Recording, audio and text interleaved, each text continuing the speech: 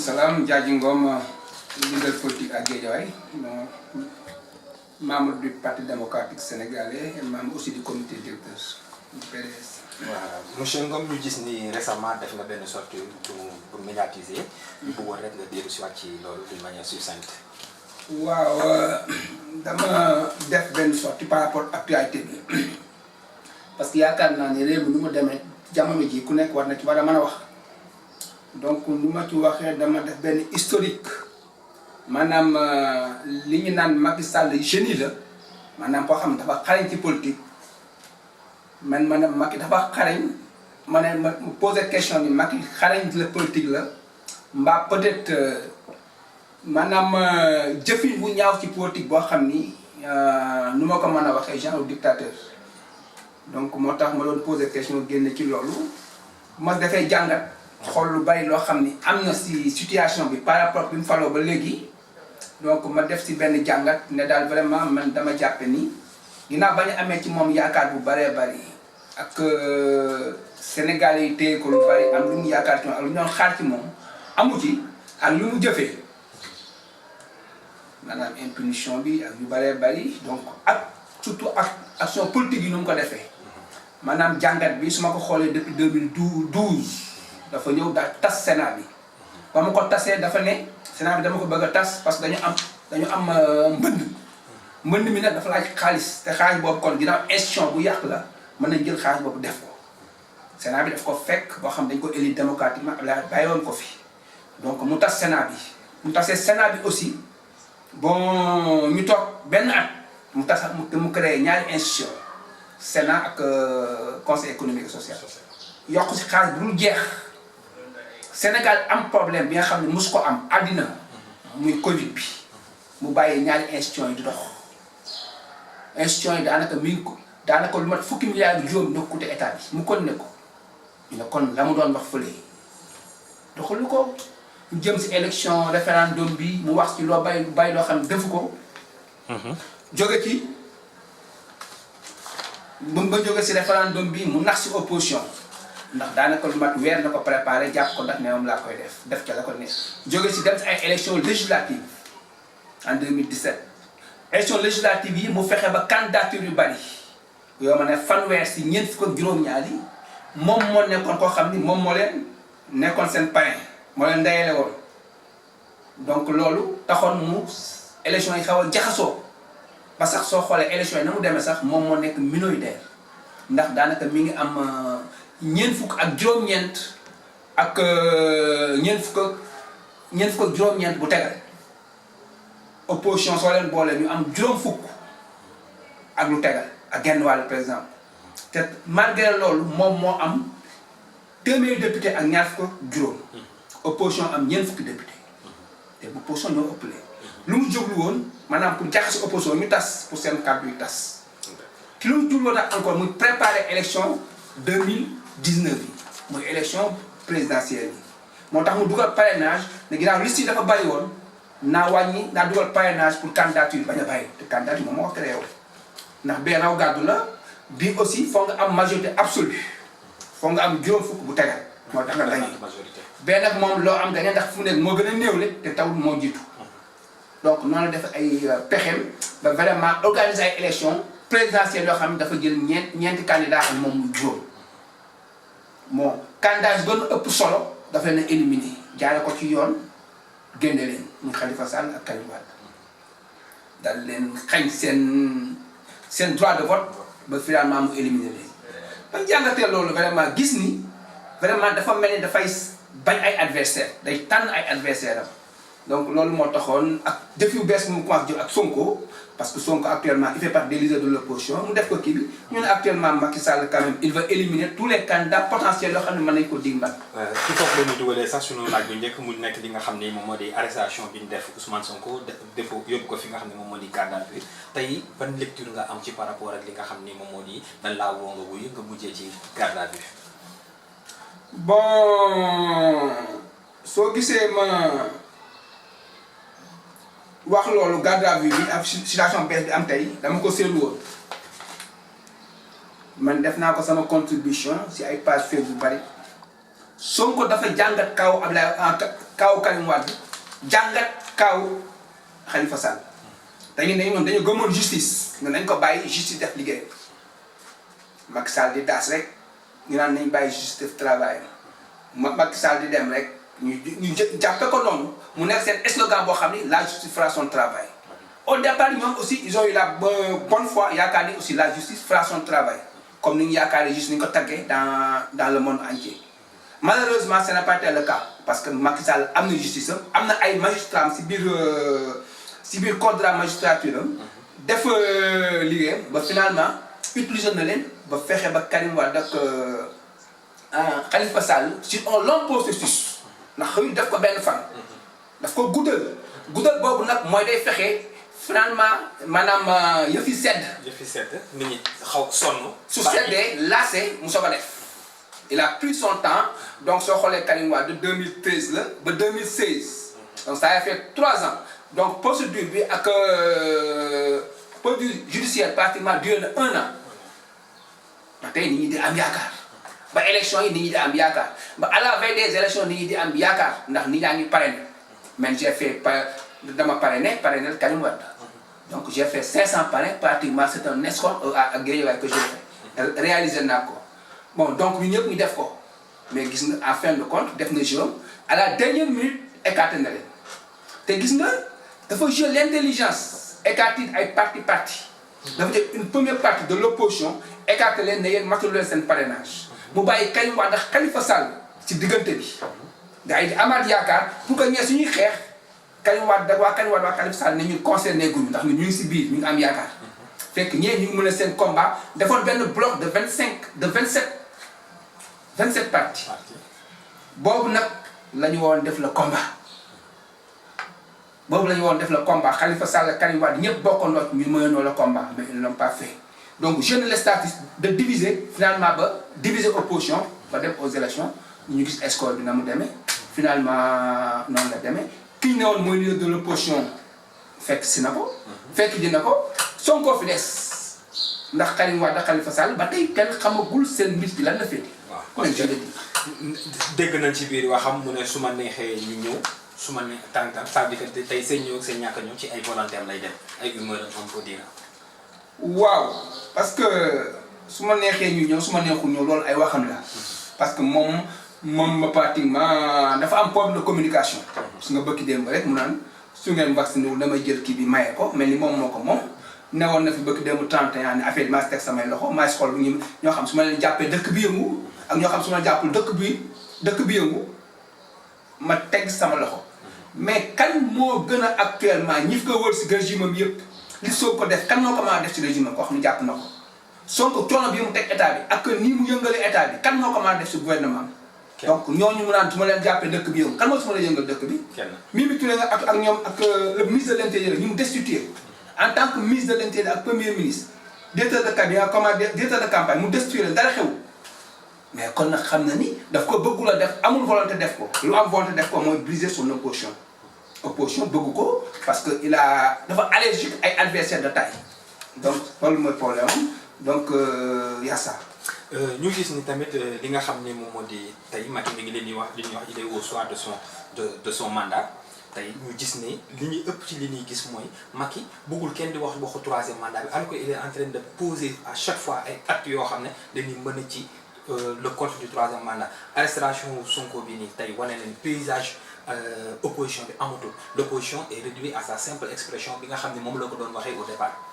waaw parce que situation bi dafa bett ñëpp parce que depuis 2019 ba pare opposition la ñu wax man fa laa bokk mais deewoon na. jëngatul mu gën koo doggli nag bi mu jëlee une partie ki nga xam ne mooy leader de l'opposition mu jël ko dugal ko ci biir ñoom Macky Sall a décapité l'opposition donc noonu lañ ko jàppoon te noonu la demee woon mais man peut-être du ma ne 3e mandat sax 3e candidature la. waaw ndax mandat Abdoulaye Wade amoon na 3e candidature mais amul mandat bi man gi ma gëm waxoon naa ko une fois Macky du am 3e mandat man am na 3e candidature. mais du am 3e mandat boobu ñu ngi ko nar a xañ la bëgg a bloqué fu mu nekk Sonko moo nekk en phase ndax affaire Karim Wade Khalifa Sall xamuñu si dara ñoom ñaar à part ñoom Idriss Seck comment dirais-je Sonko fi des Idriss Seck moom actuellement yaakaar naa son avenir politique est derrière lui te ñaar ñee ba tey Macky détient les clés Macky moo yore seen caabi ñoom seen politique tant que Macky ngi fi mooy xool ndax Karim Wade ak Khalifa Sall war na leen a bàyyi ñu bokk wala war leen bàyyi ñu bokk Sonko fi des koo xam ne actuellement amul taw lu ñu ko tuumaal te vraiment une grande part de la population bi am nañ ci moom yaakaar ndax gisatuñu fi keneen mu ne fi gis et puis moo nekkoon terrain bi en majorité moo occupé terrain bi ñu gëm ko léegi nag loolu nag la bëgg a def lii pour éliminer keneen moo tax sama biir wax sorte bi ma def ma ne combat bi combat wu ñun waa PDS la combat Khalifa Sall la heureusement Khalifa Sall def na benn sortie démb pour lancer nit ñi dañu mën a combat bi loolu tamit la waa PDS def war a def officiellement à part de notre leader Karim Wade ou Abdoulaye Wade xam ni PDS ñu xam ni combat bi suñu combat la ndax tey suñ ko réussir Macky il sera obligé tey mu amnistier Karim Wade ak Khalifa Sall ndax mu nekk il lui reste 3 ans yooyu actuellement su nekkee soo génn ci lii il y a des problèmes pour gérer le reste de son mandat loolu nag actuellement il sera obligé pression bi day yokk Karim Wade ak Khalifa Sall mu bàyyi leen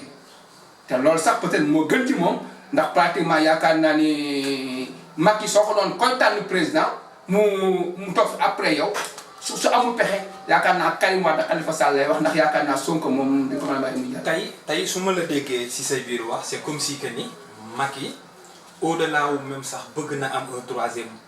candidature wala bi dafa am loo xam ne da koy redouter maanaam dafa am lu muy ragal parce que tey si toutefois Sonko accédé nekk ki nga xam ne moom moo koy remplacer à la tête du pouvoir dafa am ay risques yoo xam ne dafa nar a am ça veut dire que ni il tient à ce que ñu minimiser ces risques wala ki nga xam ne moom mooy ñëw dina mën a am ci yow une mainmise en grosso modo su ma déggee sa wax. waaw parce que ça maintenant je suis du PDS. Je suis pour Karim. Mais je sais très bien que ni Macky Karim Wade ak Khalifa Sall maa ngi ñoom tëj kaso ñoom la gën a ñeme Sonko man lenn man ñu loolu. donc nag léegi nag quand même su situation bi xam ne il est incontrôlable mënu ci dara il faut mu brouiller carte yi mooy jaxase carte yi mooy pratiquement bàyyi Karim Wade mu ñëw bokk bàyyi Khalifa Sall mu ñëw bokk ouvrir le champ politique léegi nag li des mooy est-ce que dina bokk wala du bokk c'est ça la question qu'on va se poser mais situation bi il faut mu continuer ñu remuer actuellement la situation mais ak jàmm quand même bañ si boole ay violence yu ëpp yi wala yooyu bon parce que un combat dafa laaj un prix ñun ñoo nekkoon quand même les éléments de 83 88 et 93 même j'en faisais partie et j'étais un pion me peigné dans ça donc combat foofu ñu mën ko ndax aussi démocrate laaj prix mais nag nañu éviter quand même yenn violence yi yoo xam ne demee ñun ñooy récolter le pot cassé fexe actuellement combat bi ñu gën ko mani pour que Macky reculer mu le reste de son pouvoir mu jéem a appliquer une démocratie majeure comme PDS comme Ablaye nu mu ko defoon comme le Sénégal ni mu meloon loolu mooy le seul combat. mooy le seul combat mais Macky on parle de démocratie mais acte yi muy posé ça ne fait pas de lui un démocrate. non nee naa la Macky man posé naa ko question sur un débat ay grands intellectuels wala de grands débatteurs de l'APR mais défier naa leen nee na waxal ma benn acte bu ndaw Macky Sall def pour une avancée démocratique benn li ma leen wax mais je les ai défiés ñoom ñëpp laa défié defee naa leen publiquement les grands responsables yi ngay dégg Guédiawaye ak ñeneen défié naa leen publiquement ne na ma kenn citer benn acte benn avancée démocratique boo xam ne Macky def na ko 2012 à nos jours sinon ay recul la fi am assemblée bu njëkk il fallait nga am 10 députés pour avoir un groupe parlementaire mu ñëw dindi loolu def ko 15 députés donc avancé yi Abdoulaye Wade defoon mu ngi koy dindi mu ñëw chaque élection am na ay failles en 2017 il a maanaam 1 million de primo-votants maanaam xale yi ndaw yi nga xam ni ñu ngi soog a voté ñoom la xañ seen vote ndax en général le pouvoir en place su ñëwee au pouvoir su fa toogee pendant plus de 5 ans donc xale yi ña koy daaneel ñoom lay doon te su ñu nee téeméer juróom-ñeent fukki yëpp duñu ànd ak moom dañu ànd ak opposition moo tax nag mu jàngat loolu jël lu mat 1 million d'électeurs ñoo xam ni mooy xale yi yu amoon sa chaque am 18 ans mu éliminer aux élections moo tax mu gagné élection yi te loolu la xam moo tax mu def ko donc amul benn avancée de démocratie donc je dis que Macky n'est pas une référence en matière de démocratie. en matière de démocratie ban taxawaay la opposition bi war a mën a am ak arrestation bi nga xam ne gis nañ ko fii ci li mu def ci Sonko tey ban taxawaay lañ ci mën a am. bon wax naa ko sànq opposition lu leen war fu mu nekk mooy booloo bu ñu jàpp ni xeex bi xeexu diw la bu ñu jàpp xeexu diw la nañ jàpp ni xeexu maanaam ñëpp ñuy xeex et puis de liberté et de justice ak démocratie képp kuy xeex liberté ak démocratie ak justice Sénégal ba nga bokk xeex société civile comme parti politique comme actuellement ñi nga xam ni même ñu nekk dans le pouvoir sax dañ ko war a def parce que suñu xoolee aussi on a bafoué tout lépp lañ bafoué mu justice dañ ko bafoué démocratie dañ ko bafoué liberté dañ ko bafoué te soo xoolee corona bi quand même xoolee actuellement couvre-feu bi amul sa raison d'être amul mais ça exprès la pour état bi jël ko pour mën a actuellement wàññi suñuy liberté ndax xam na ne affaire Sonko bi na yëngatu sa profiter pour interdire toute manifestation parce que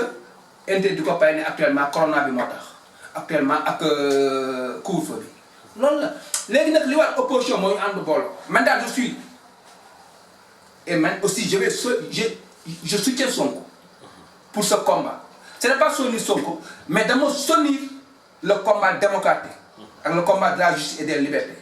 boobu laa soutenir wax naa ko déclaré naa ko publiquement bañ ko njëkkee jàpp dama ko déclaré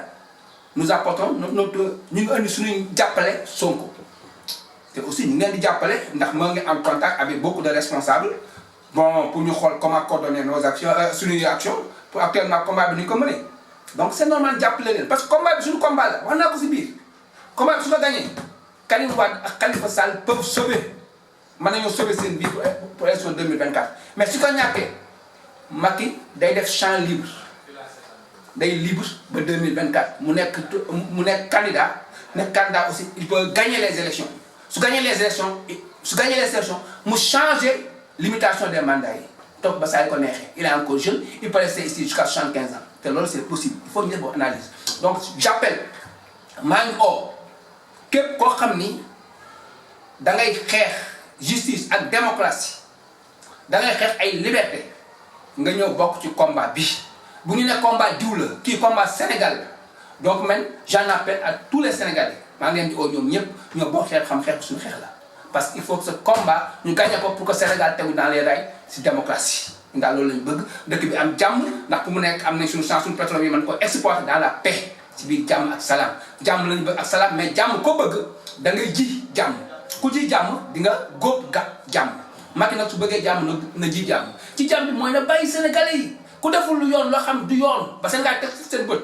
mais quand même Sonko am loo xam su ko defoon mais kenn du ko faral Karim Wade am loo xam su ko defoon kenn du ko faral